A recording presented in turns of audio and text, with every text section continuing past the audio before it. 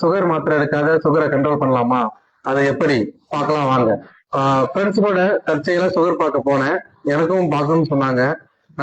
நான் செக் பண்ணி பார்த்தப்போ எனக்கு 200க்கு மேல இருக்கு.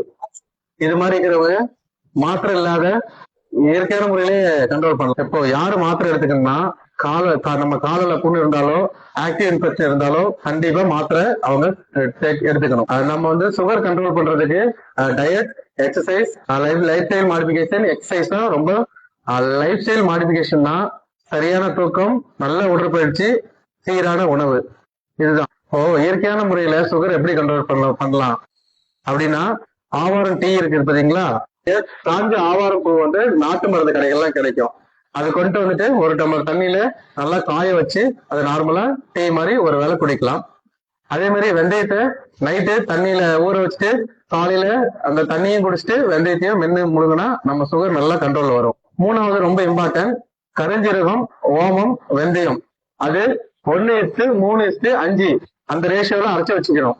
அதாவது 50 கிராம் கருஞ்சீரகம் அப்படின்னா 150 கிராம் ஓமம், 250 கிராம் வெந்தயம் நல்ல மிதமான தண்ணியில அதை கரைச்சி காலையில இல்லைன்னா மாலையில ஒருவேளை டெய்லி எடுத்துக்கிட்டா சுகர் நல்லா கண்ட்ரோல் வரும்.